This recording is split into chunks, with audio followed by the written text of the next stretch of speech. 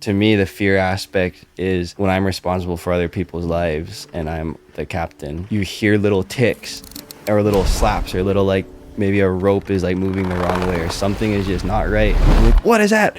And you just wake up and you're immediately like awake and you could have been in the deepest trenches of your sleep. Welcome to Water People, a podcast about the aquatic experiences that shape who we become back on land. I'm your host, Lauren Hill, joined by my partner, Dave Rastovich. Here we get to talk story with some of the most interesting and adept waterfolk on the planet. We acknowledge the Bundjalung Nation, the traditional custodians of the land and waters where we work and play, who have cared for this sea country for tens of thousands of years.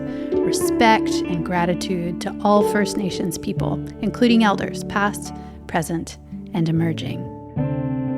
This season is supported by Patagonia, whose purpose-driven mission is to use business to save our home planet.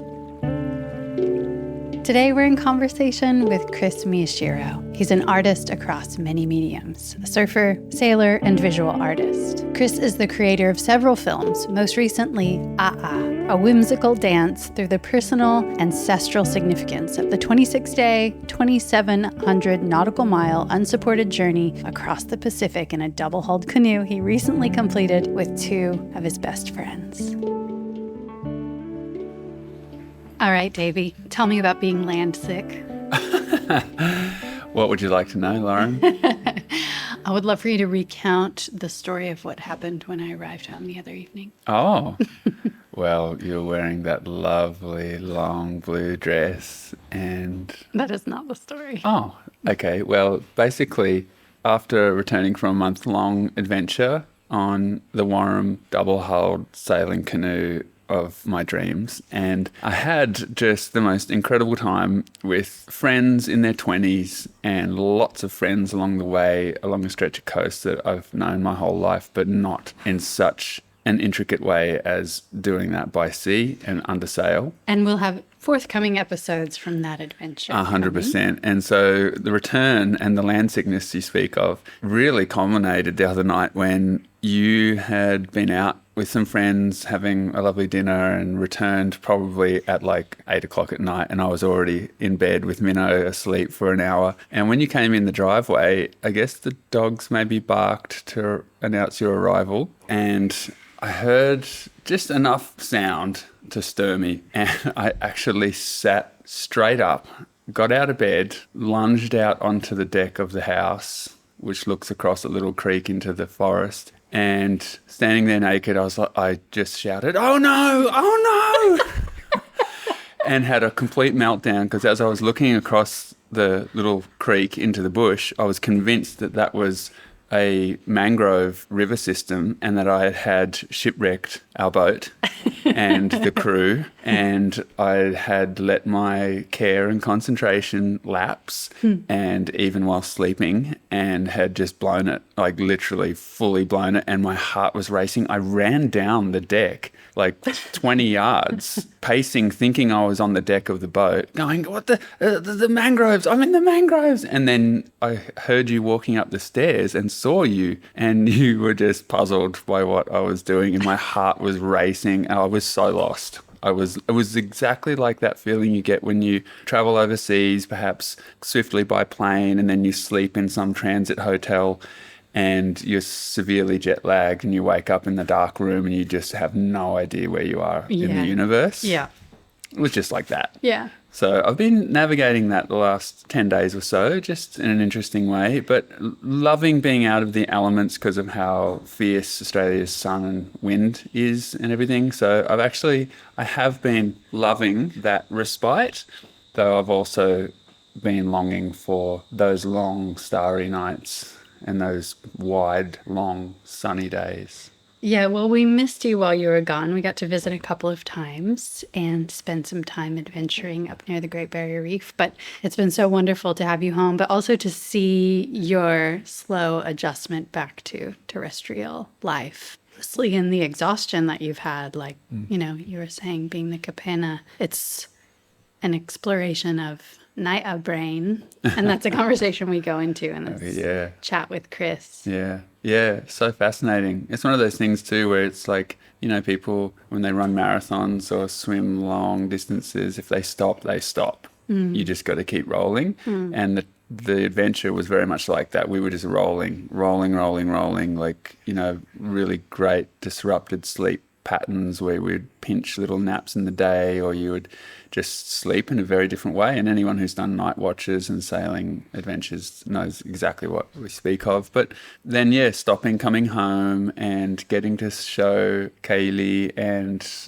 Chris our home zone and be restful, and to really see that they also love the dip between peaks, the rest, the space between notes, and to all be in that together. And we got a couple rainy days and just read books and chatted, and eventually led to that moment of, you know, clicking the recorder on and prying a little more, which is always fun. How did that go for you, being able to do that? I just loved having them here. I love being around, as I'm entering my 40s now, I have an acknowledgement and understanding of how much I love being around younger people and how differently their brains are wired. Our brains are wired when we're younger. Our brains, it feels like my brain, anyway, it feels like my brain is clicked into this more kind of like logistical, patterned, juggling of many things at the same time sort of capability that I didn't have when I was younger. But when I was younger, I remember being able to be so completely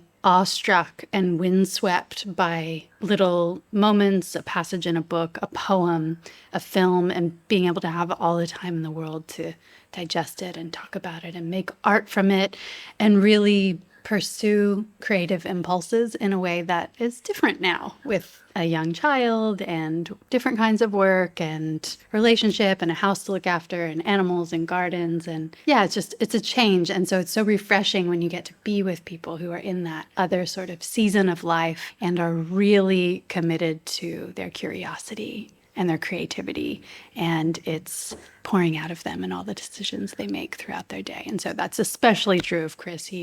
From the first time I encountered his work, we encountered his work, that was 10 years ago. We talk about that in the chat, so we won't go into it too in depth, but I saw something of his ability to emote through film, like to make us really feel beauty and magic and wonder. And those are like, that's what I want to feel when I'm taking in a film or a piece of art or something, like anything that can provoke that sort of emotion.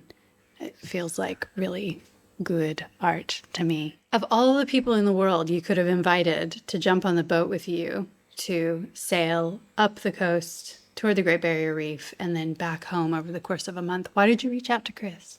Chris's just willingness and yesness really is something I really admire in people. Just not overthinking things. In saying that, also being very thoughtful. Yeah. So I guess from seeing his films and hearing of his adventures, and then also the initial reach out where I reached out to him saying, hey, I want to do this adventure, and the design of the boat that we're going to do this on is one I'm building. And when I got my hands on a finished version and mentioned that to him, he was just laughing because he'd just done the same sort of adventure and exploration in Warham Designs and refurbishing a 26-foot version of the 31-foot version we have. And so he just had direct experience with the design of this vessel, which I thought was super interesting timing. And so when I reached out, he was just lit up like, oh, he's got all this experience, very recent experience with that sail rig, that hull design, all of that. And then had put it really to the test by crossing from mainland America out to the Hawaiian Islands. And it was the yesness. He was just like, yeah, man, let's do it. He was just like falling over himself with enthusiasm. And so it just felt right straight away. And then also it's that thing of, I don't know, maybe feeling like someone who lives on the periphery of the surfing organism. I love to be on the edge of it and not really, really social. I surf alone a lot. I make a lot of choices to be on my own. And sometimes I just don't want to do that. I want to do the opposite. I want to be with people. And finding You do? Yeah, and finding people who I really click with is maybe, I don't know, I'm a picky person or something, but just that thing, like I said before, of being thoughtful but not dominated by thoughts, sharing space with someone in that way, I really love. And when you're on a boat, everything's really enhanced in terms of personality traits. You're sharing a very small space together. You're sharing time together, like 24 hours a day time. You're making decisions together that affect everyone's safety or adventures and experiences in life. You have deep conversations, and it was like, all right, I want to go get like thrown in the deep end with someone like Chris. And How did he handle? And it was just more wonderful than I could have ever imagined, because of just this wonderful feeling of brotherliness and connection, even though I'm a generation older than him, come from different places, completely different life backgrounds and everything. And just to be able to connect through water is a really special thing. So to really, really feel that and put time and space into that is what I really appreciated. And it was obvious after a month of adventures and incredible conversations and inspiration from him that we had to sit down and have a chat like this. And a lot of laughs. So much because that's a big laughter. part of Chris Yeah. too. Is he's got an excellent sense of Oh, humor. so fun. Just so fun. And, I'm sure everyone can relate to when you get a visitor from somewhere else coming to where you live. You want to show them the best of where you live and the people. And our whole adventure was like that. But they got to meet him and, I think, meet the best of who he is and where he comes from. That aloha spirit. He had a gift for everyone. He just stuffed his entire bag full of gifts for people. Shirts that he'd screen printed himself, gifts that he'd made, art pieces that he's made. He had the foresight to know that, I'm probably going to meet a lot of people on this trip and I should have something for them. And that is so beautiful. Like, can you imagine being in your 20s and being that forward thinking in such a generous I way? definitely was. It was one of the things that I learned when I moved to Australia. I was not as quick a study as Chris obviously is, but never arrive empty-handed. Even if it's something small, a small gesture, a flower, a piece of fruit. If you can arrive with an offering that feels like an exchange of energy and forethought and care is always appreciated. Yeah, 100%. And yeah, just seeing that in action with someone young is super admirable. And I realize, wow, his community is doing something right. His parents, his aunties and uncles, his community in Hawaii have really grown a wonderful young man.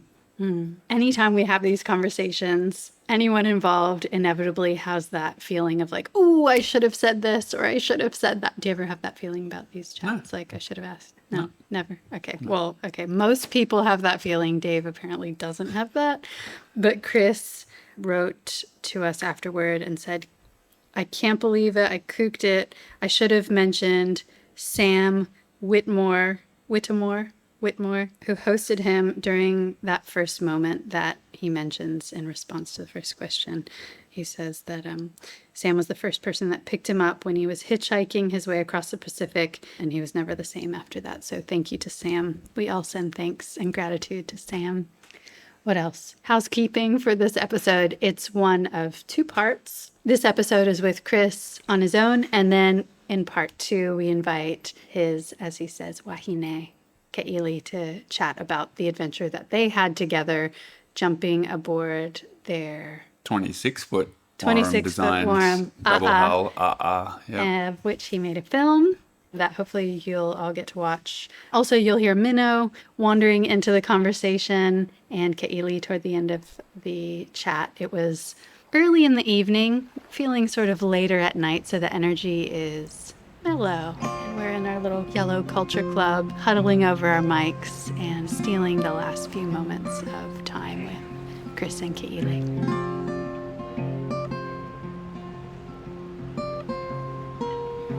Chris, we always begin the podcast by asking about a time or experience after which you were never the same.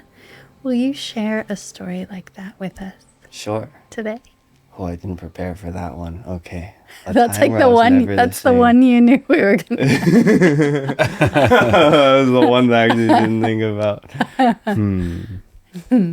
Well, it was dark, and there was like 2,000 nautical miles behind me, probably more, 2,700 nautical miles behind me.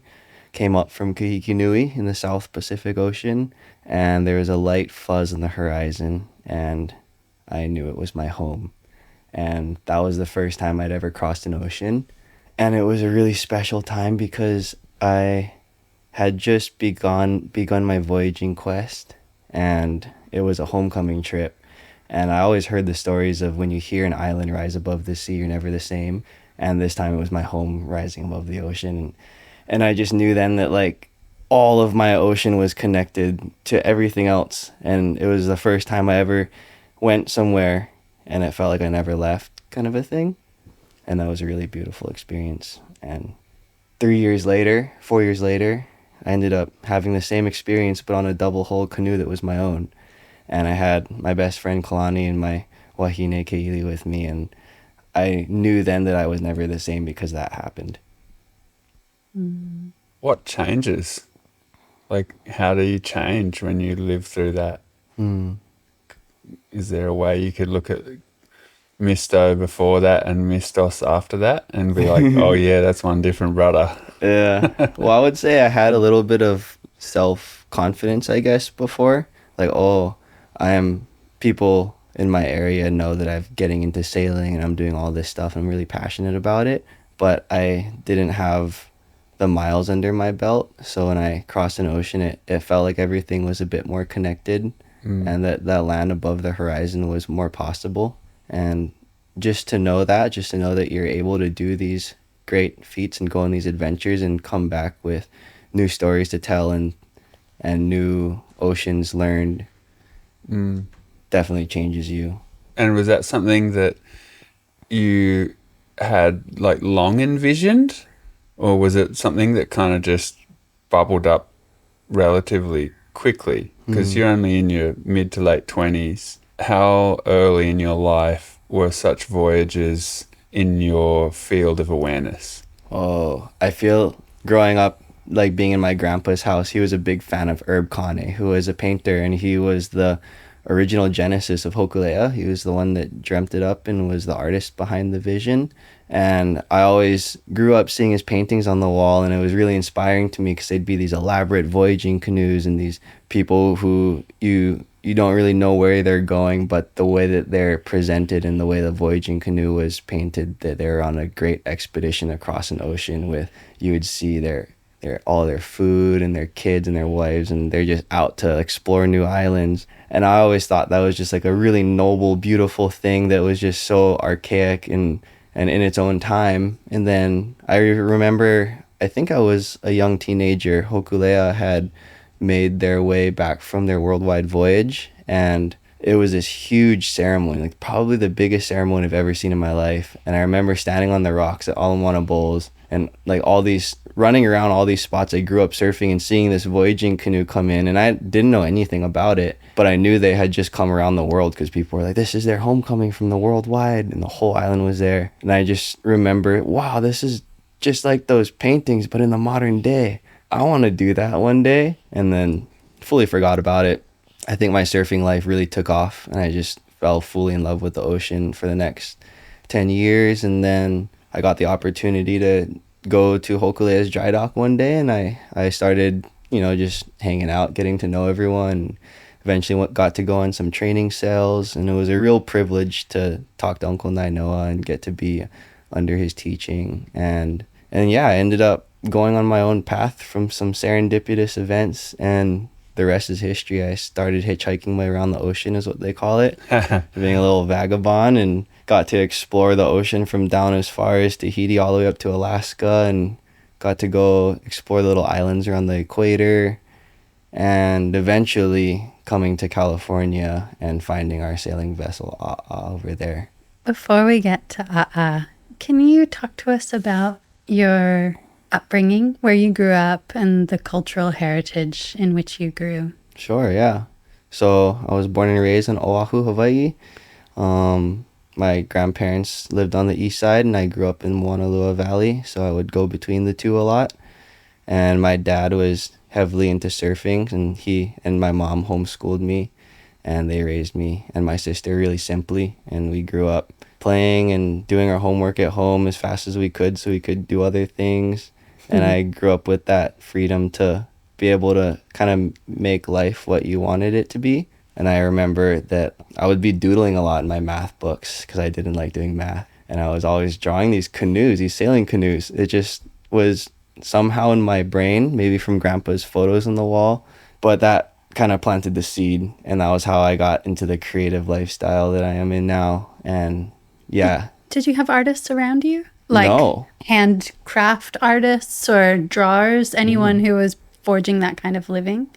My mom was my homeschool teacher, and she, taught me the basics, math and writing and history. And then my dad was into business. He was a sales rep in the surf industry. And I had some friends that were, skateboarding. That's where it all took off. Yeah. So my dad came home one day with a skateboard from one of his trade show visits. And I think I was about 6 or 7. And that fully changed my life. What kind of a skateboard? It was a Powell Peralta bones, bearings, independent trucks, 7.5 skateboard. And it was underneath my pillow. It quite well. Surprise.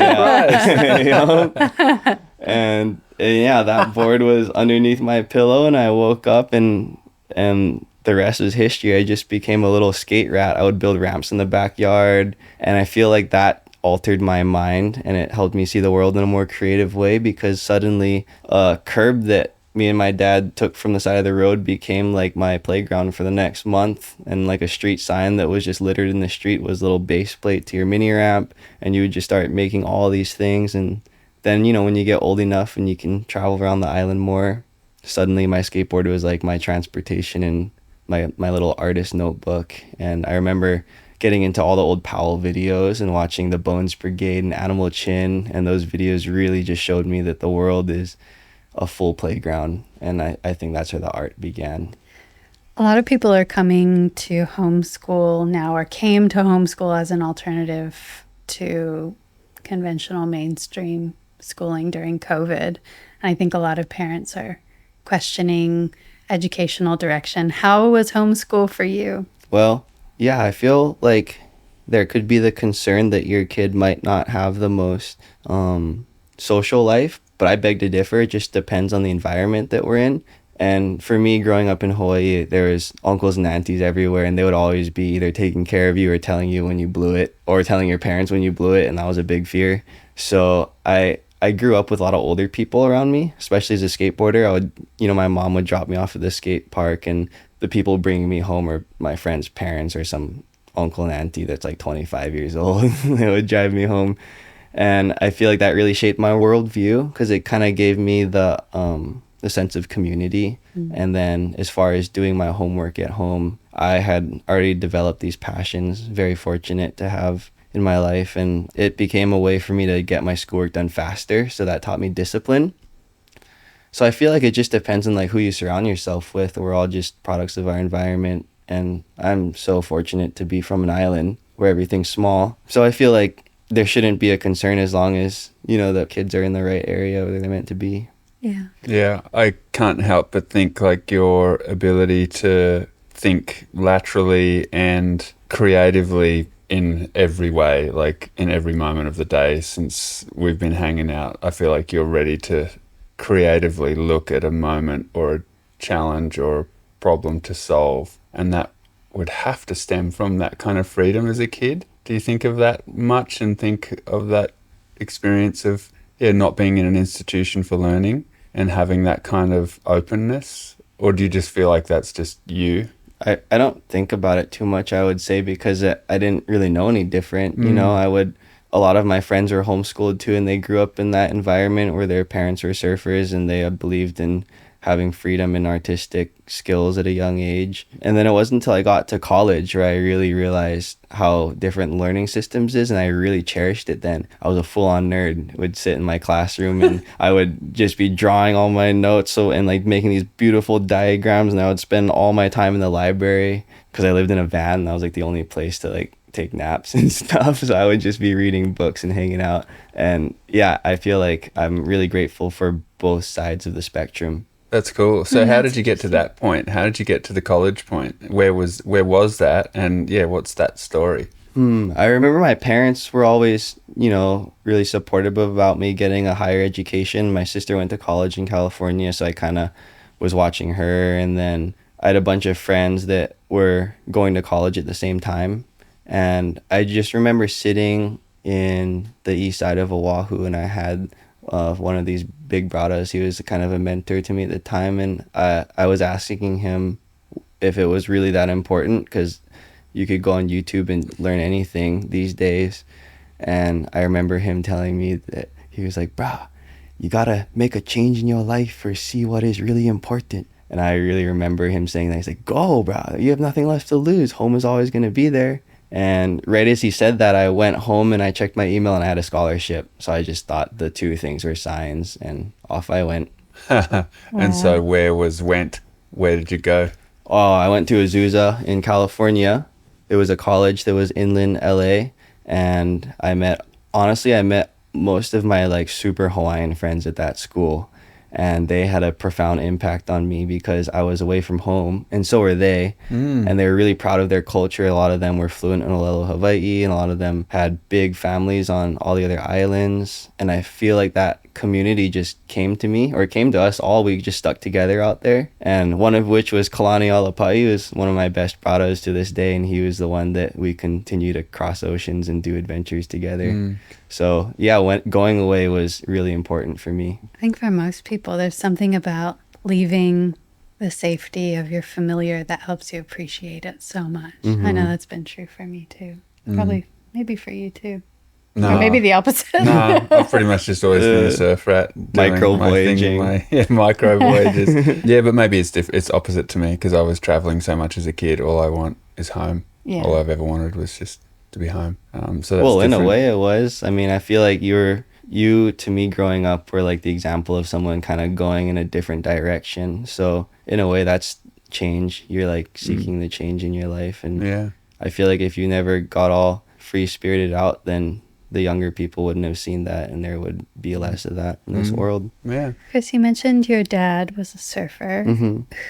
Was he the primary influence in terms of your watery life, or who else was mentoring young Chris into being the incredible waterman that you are today? For sure. Definitely at a young age, when you're a Grom, you don't really have super close friends unless you were born into the whole surf community right away. But all of his friends were his age, and I just remember my lights getting turned on at 4:35 in the morning, and he didn't say anything. I just knew, I gotta get my board, and we're going in the car.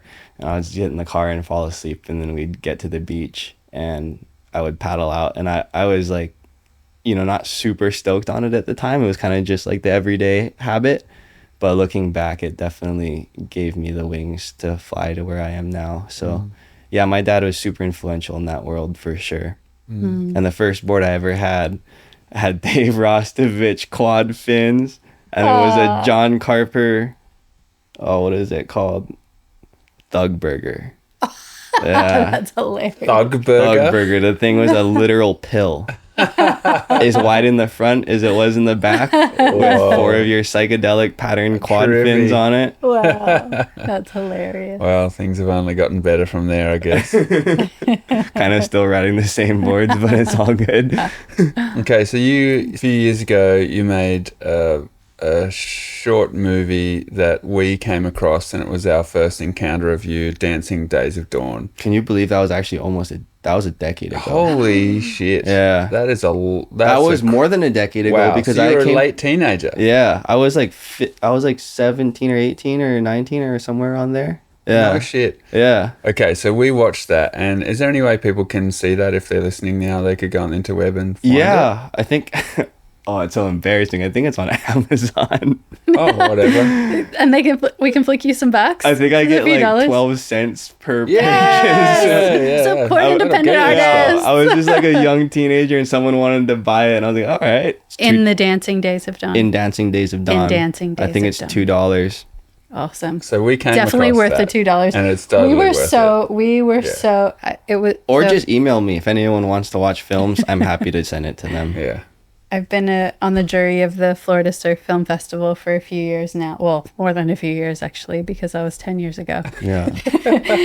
And we saw Chris's film and were so moved and lit up by the beauty and the romance and the deep feeling. And like, it just was the opposite of the other films in the best way, like emotive and storied and sensitive and unjaded, and it just made us really want to go surfing together. Yeah. And I don't know how Yeah, else did it exactly. work for you? So that was such a breath of fresh air for a couple jaded old surf rats who had been in the surf scene. But it was Speak for yourself. Well, I was anyway. I was ready to just stick my head in my garden and not do anything in the surfing world at that time. But it was such a breath of fresh air, and now having the great opportunity to get to know you and understanding that it was actually just real. It was like just you. So you would capture the sounds of surfing along a wave and hooting like you do every day, like you did today, just listening to you laugh and hoot out in the lineup. And I'm like, oh yeah, no wonder he put that in his video and his other videos, because that's you doing your thing. And that was a real refresher, because it was such a scene of just putting surfing action with a soundtrack and not including those elements of the surfing experience. And then now actually understanding that you have all of your frying bacon and other fancy film studio soundtrack. Are you a Foley nerd? Yeah, he's a nerd. iPhone Foley nerd, voice memo Foley nerd. Yeah, so like knowing actually that makes it even cooler, because it's just like, yeah, you just care so much to want to make something that makes a moment for people. That's what it seems like from the outside for us, and for me especially, is that you're drawing, and then you want to turn that into something that you can give to people. You're making something, and then you want to turn that into a piece of fabric that people can wrap around themselves, or something they can wear or watch or experience. And it just seems like that's a pervasive thing through all of the mediums you're interested in, the things you create. So what I'm interested in is, you went to college and then you got a whole bunch of new tools in your kit. What happened after that? Because those institutions I'm a little afraid of, in terms of like perhaps people coming out the other end a bit formulaic, or learning things that everyone else has learnt. But how were you different after that, and what came after your college experience? I feel like Dave's dancing around the idea of institutions as being like homogenizing forces and putting out people who are good workers but who all think the same and not creatively, but you managed to avoid that. I would have to say I agree with you. I think for the most part they are, but I think it just takes the right mentor, maybe the right person steering you the other way and showing you that there's a box that they teach you in, and if you know the box and you know how to break the box, but you know that the box is there, then it's to your benefit. And I remember, in school you learn, I went to film school, surprisingly, but I learned a bunch of things about screenwriting and storytelling, and even the set things that I haven't really used. I've never worked on a set since, but I remember there was a lot of times where I just didn't agree with things, because a lot of the films I loved, like Terrence Malick and the real arty directors, didn't really follow those rules. But just knowing how they were made was really inspiring. And then it was actually my sound design class that I discovered the frying bacon as rain technique. He was the one that was telling me that the real deal is when you learn all of the tools, but you know how to use them to twist everything and break all the rules. And that was really cool. And I love that. And going back to the sound design thing, the idea that you can make all these beautiful noises and all of these things that you don't really hear in the film because it's so real and they're not what you think they are, like E.T.'s legs being jello and bacon being rain, and then you could be like twisting metal pans to create like an effect that doesn't sit well with your brain. I feel like those things are really important to know, that there's ways around things when most people would want to record the literal thing. That's so great. Yeah. That's so awesome. I feel like in so many ways, learning the rules of something, like with writing, you learn the rules, you learn the structure, and then you know how to break them well. Yeah. Like, and that's indicative of really knowing your craft. Yeah. So you just used the shape of a box to describe that experience. Then we fast forward a bit in time, and you're being invited to be like a guest lecturer at a circular design school or location. I'm not sure if it's a school, whatever it was, but can you tell us about that, how that happened, what happened, and how that sits with you now looking back on it? Oh, wow. Yeah, that actually wasn't too long ago. I'd say 3 or 4 years ago. Shout out to Professor Dan. Dan Mariner is the professor of circular design at the Laguna College of Art and Design, which was incredible for me to go to, because just going out there and, for one, getting to know Dan and his personality. The guy puts a Christmas tree upside down so that he can have more room for life below, and it's easier to clean up and the smell is better. Like, that's the way that guy operates on every level. And in his classroom too, he's teaching these students how to take an idea in the design world, and which is very materialistic, and we're always like working in non-ethical ways and taking things that already exist into their designs and making things such as like rubber made out of, maybe I shouldn't say that. That was her idea. Anyway, Professor Dan is an expert teacher to me, because he just gives people the freedom, and he tells them that there's alternate ways around doing things. And he invited me to actually show in Dancing Days of Dawn for the first time. Actually, it was COVID, so it was Zoom, unfortunately. But I eventually got to travel out to Laguna, and it was my second film, A Whistle of Wilderness, that he had me show at the school. And I remember it was, whatever. I showed the film and I gave this talk, and I was a little nervous because all these college students were pretty similar age to me. So I was like, oh, what am I doing here? And this one girl was from Hawaii, and she had the emotional, you could see it in her eyes, and she was just blown away. Like, how are you here? Like, I miss home so much. And that to me was like, whoa, that's like a way to make people feel things through my film, is the sense of home.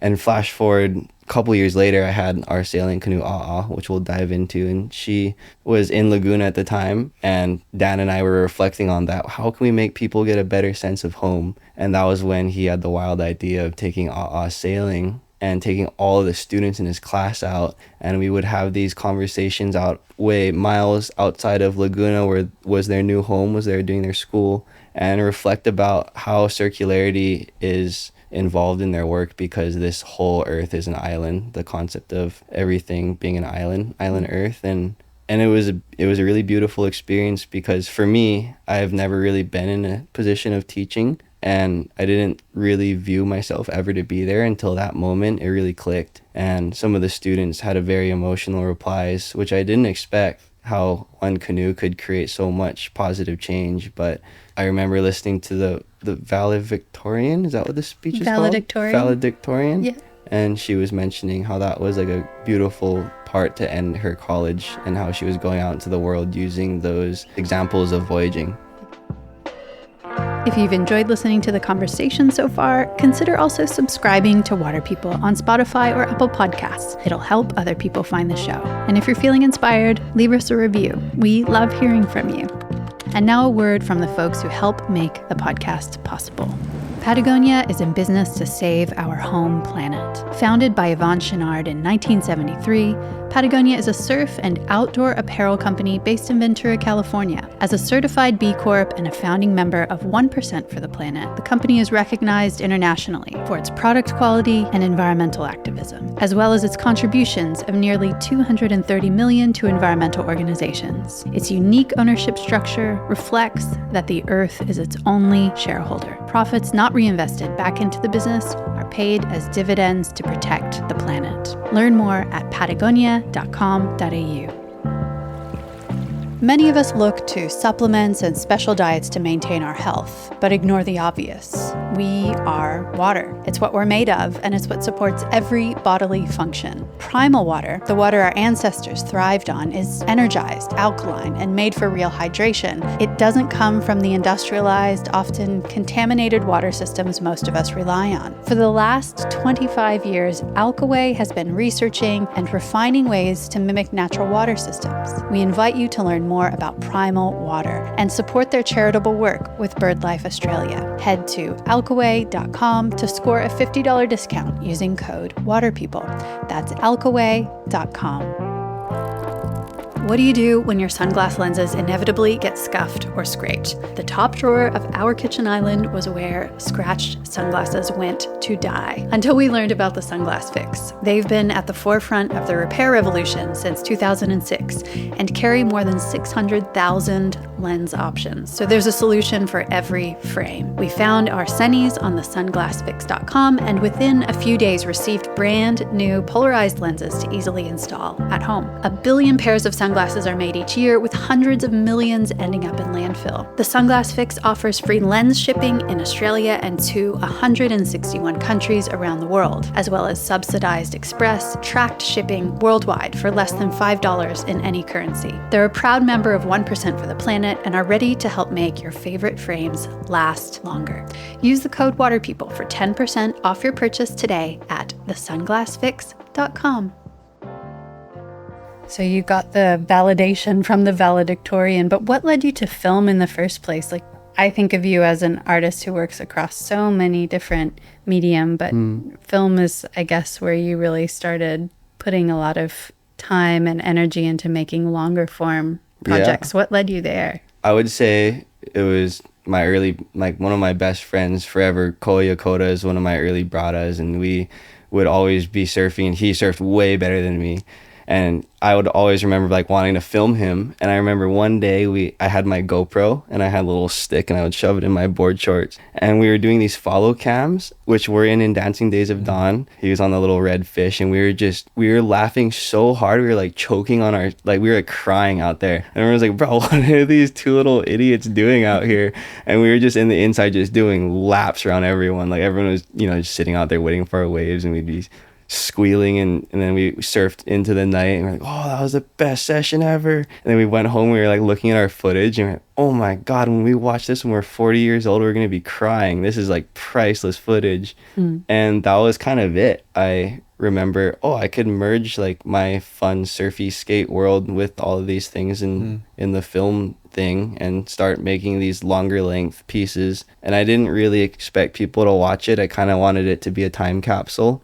And then I had a mentor, Dewey, who owns Kekoa Collective at the time, and he had watched some of the videos that we had made, and he just really wanted me to share it with the world. And God bless him, he's the greatest mentor. He just prodded me to share it. I was in my little bubble, and we organized this event at his jiu-jitsu yoga place and showed the film. And yeah, seeing people get together and hang out and talk stories and knowing that was a culprit of just us playing around with a GoPro was really beautiful to me. And that's kind of where I decided, like, okay, I should just keep doing these. It's amazing what happens when you put yourself out there, huh? Like, yeah, scary. Couldn't have imagined that people from across the whole world would end up seeing the film and then like hoping that you'd come and hang out with us and then having adventures and crazy. Getting to play together in the water because you were brave enough and attracting like-minded people because not a lot of people can understand the language of laughter like you guys.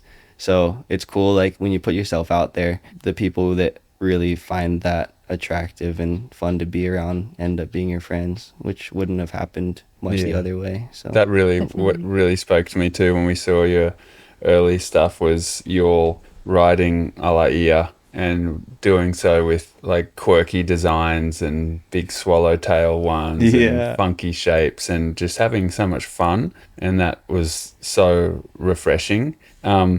Because we've been spending a lot of time together in the last month, and I just came across this list in a book that was among our library that just fell out that I was going to write some notes in. This is like our think book for water people stuff. Whoa. We only have written one page in the whole damn thing. We didn't get very far. A couple but the first page is a doozy. I'm really psyched on it. And I wanted to hear your thoughts when I say these lines. So after I say one line, you tell me what comes to your mind when you hear this. So like a one word kind of a thing? Or? Yeah, sure, whatever comes to your mind. So this is like a list here, and the top one is thoughts for conversing. So that's like the title. So this is the list. Plumbing the depths. Anything come to your mind when you hear plumbing the depths? Don't forget to equalize. Nice. Lighting the corners. I think of incense and being warm and staying in the happy place. I like it. Extending a hand. Just being helpful. When aunties and uncles come over, you don't shy. I think you do that in probably the most admirable way I've seen anyone do that, young or old, actually, considering we've just spent a month together and being on a boat and realizing you pretty much have an extended hand at all times. It's very honorable.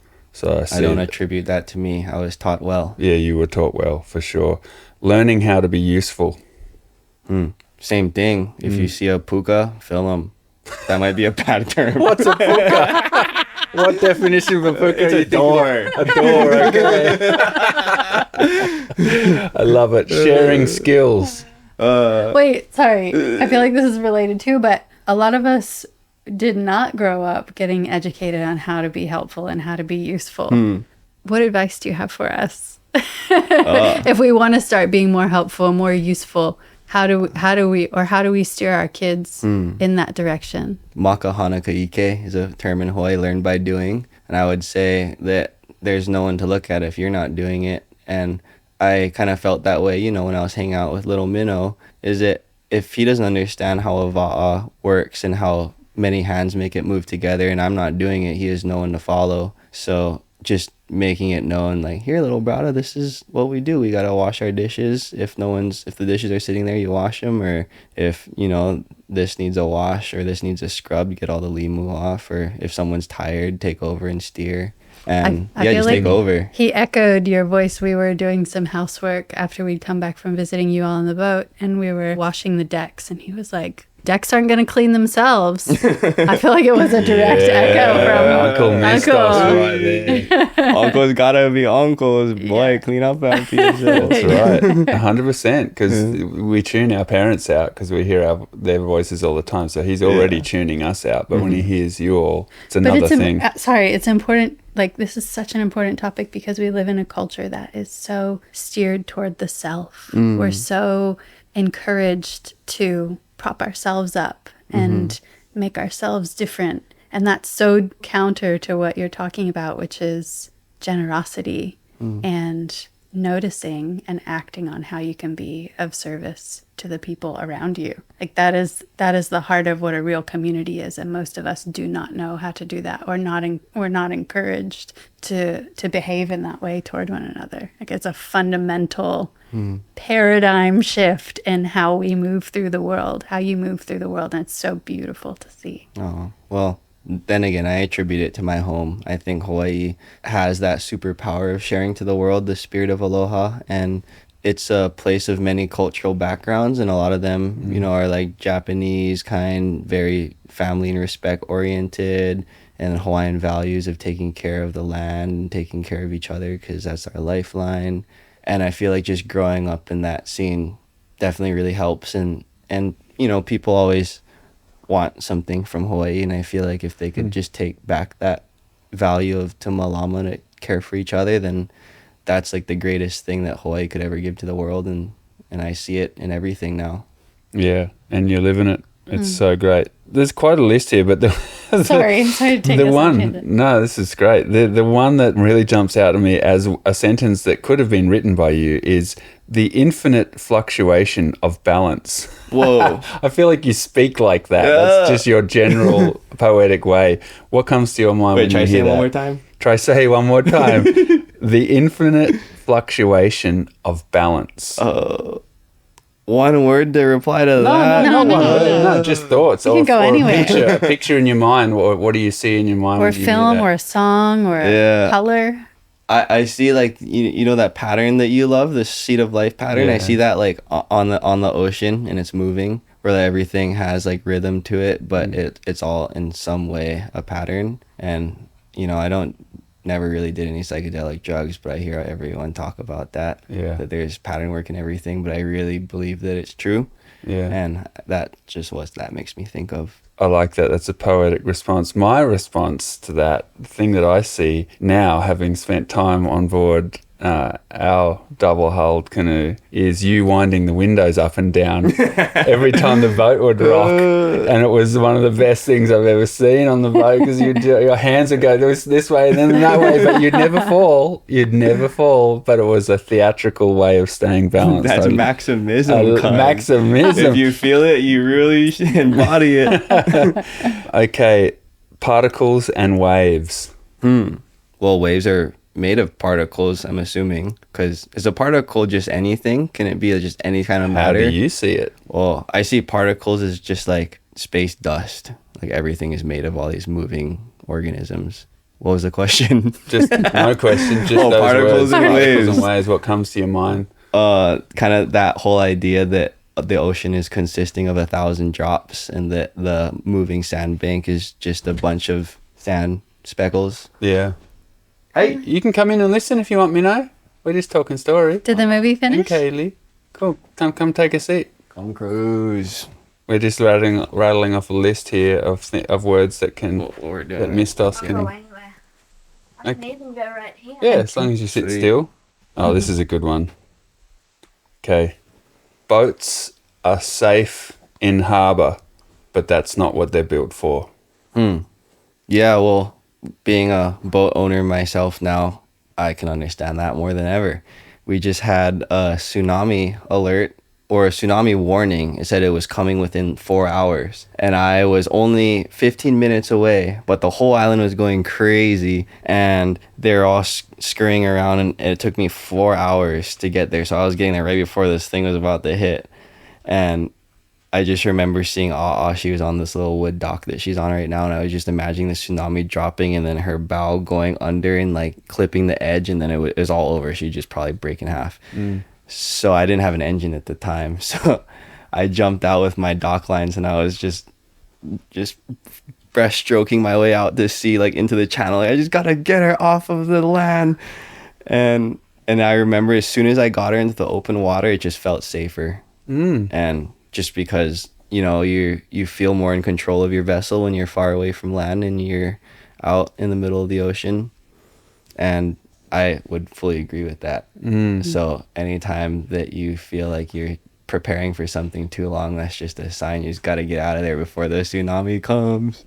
Yep. So the reason you're sitting in this room in the house and we're able to do this fantastically in person is because I reached out a hand, and of course you had an extended hand out already, and asked for you to come and join us on our Warram double-hulled sailing vessel and share skills, because I am inexperienced sailor when it comes to vessels of 30-foot size, sail rigs different than Hobie sail rigs, because I've only ever really sailed Hobie stuff, and then also just your waterman experience and joy around surfing, and especially surfing LAE and everything. And you said yes straight away. You were just psyched, and you came down, and we just spent the last month going from our Northern Rivers region and traveling up and into the rivers and surf breaks that go from here all the way up to the Great Barrier Reef, which is around 350 odd plus nautical miles away. Why did you say yes, and how was this last month for you? Oh, loaded question, that one. Well, I kind of live every month as it comes, and I don't really have solid set plans or a solid work line. So when you reached out to me, my month was pretty much like free. I had a couple murals I had to do, and I immediately called them. I gotta get them done in the next couple of weeks.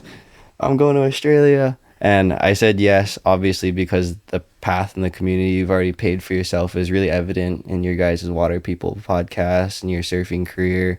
And I just knew that the values were the same. And to me, the values are the most important things when going on a trip with people, especially, if you haven't spent too much time with them. If you know you're on a similar value track, then you're going for the right reasons. And to know that you are going to protect your waterways or to shed awareness of people doing great things and telling good stories, that was just definitely something I wanted to be a part of.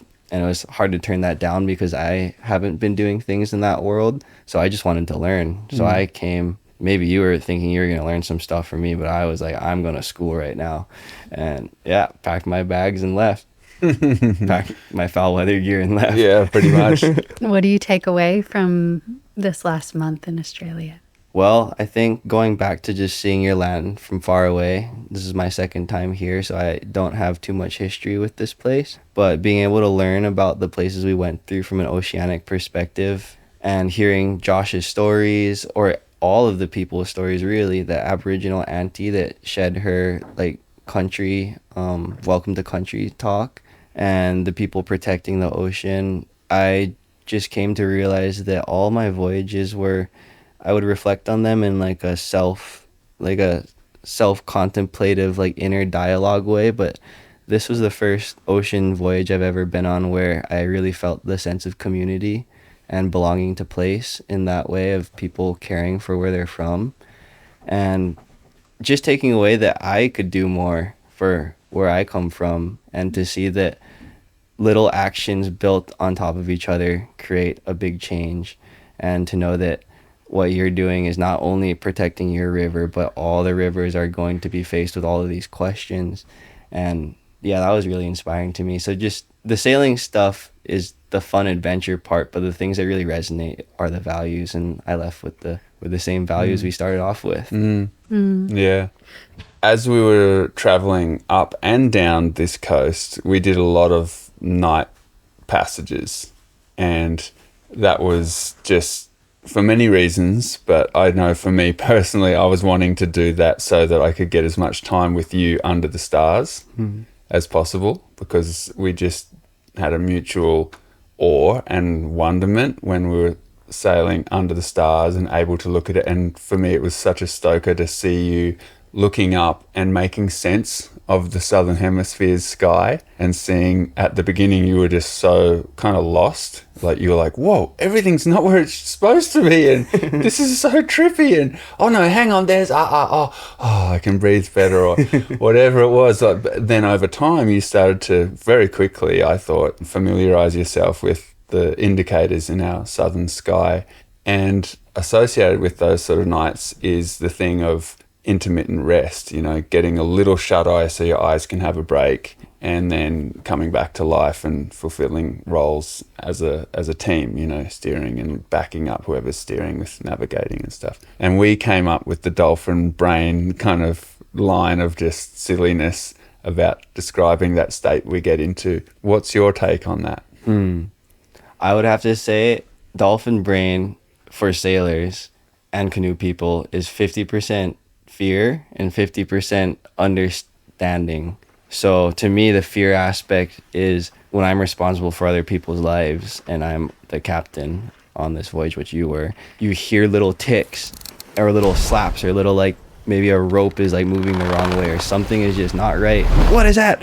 And you wake up and you're immediately like awake, and you could have been in the deepest trenches of your sleep and you're immediately awake. And then the other side of it comes from just being so in tune with your vessel when you spend a lot of time. Like Papa Mao, who is like the original teacher of all of us, he would be, there are stories of him in the bottom of the canoe, and he would just be sleeping and he would feel the rhythms and the slaps and the holes and be able to tell Uncle if he was off course or not. And to me, that's just complete mastery. Like that is, there's so much magic in that.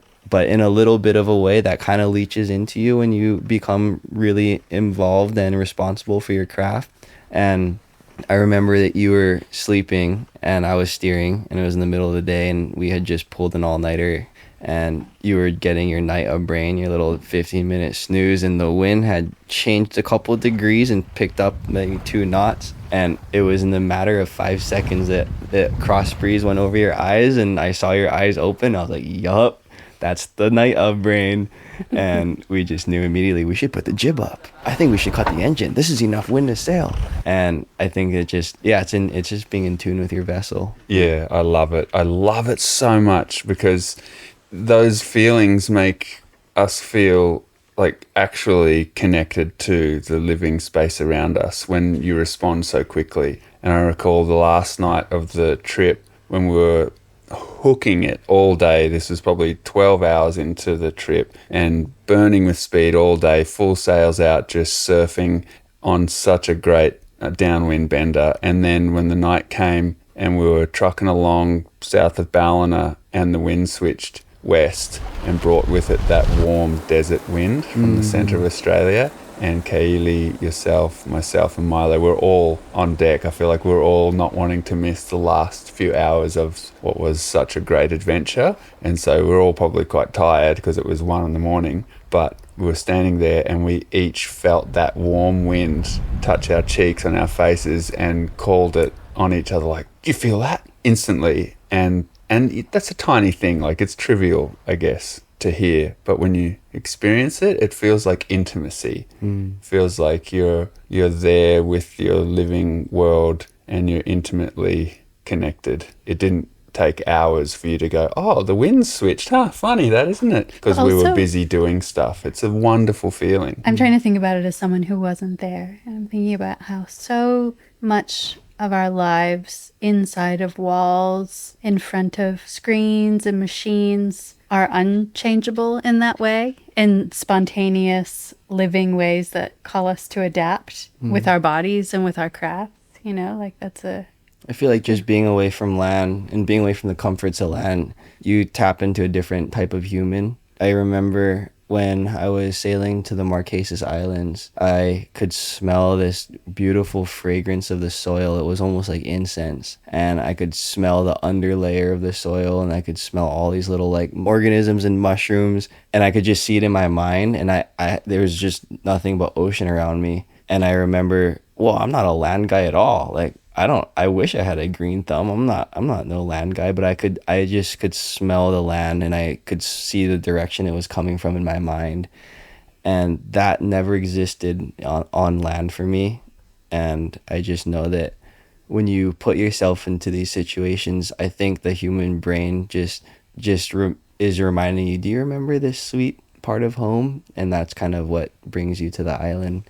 And I also remember that when we were sailing back home to Hawaii, there was just clouds stacked on top of the horizon. And I'm not the most like in detail observer. I definitely see all of these uncles and aunties that have that sparkle in their eye that they can see things. And I'm always kind of missing them, partial to my bad eyesight. But I remember seeing these clouds just stacked on the horizon like it was like kapa, which is Hawaiian bark cloth that my girlfriend Kaili makes. And it looked like kapa was enshrouding this little stone, and they just weren't moving. And all the trade wind clouds were moving past them. And I just remember seeing this thing on the horizon. It was like a little beacon. And I feel like just because I didn't see that for such a long time, even though it was a foggy thing in my poor little eyes, I was like, there's a cloud that's not moving. And a couple of days went by, and it was the Haleakala Mountain and Mauna Kea Mountains. And those things really bring you home. And I feel like just being away from them is pretty important. It shows you how important it is.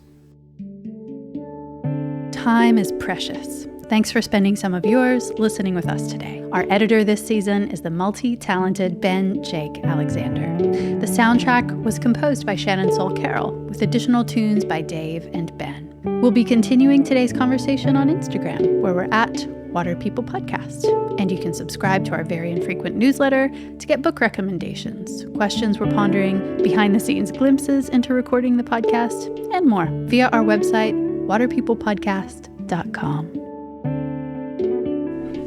Stay recording. How's it, everybody?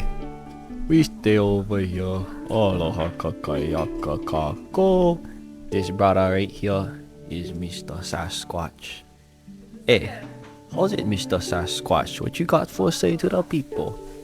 Oh gosh, I was out there surfing the pass, and this one brother went dropping behind me and swish around, and then cut back, and the other brother was still there. And I said, "Oh, hey, cousin, how dare you drop in on me?" And I said, "Hey, easy, Mr. Sasquatch. Go easy on him. The brother's just trying his best." Hey, that guy don't know nothing about you in parallel here. And he said, "Oh, I've been surfing here since I was one baby. I remember you when you was in your panties." And I said, "Hey, it's okay, my brother. Everybody's got one story. And it's okay for that just guys drop in on you." Oh, I was so shaken up. I just was seeing red, cousin. Well, over here, we at the Rostovich compound, and they teach us love and equality of all wave sliding beings on this earth. Oh, Uncle can teach me how to do that. Oh, I was so frustrated. Yeah, first thing you gotta do is breathe, cousin. You ready? Take one inhale like this. Try him. Yeah, that's good, my brother.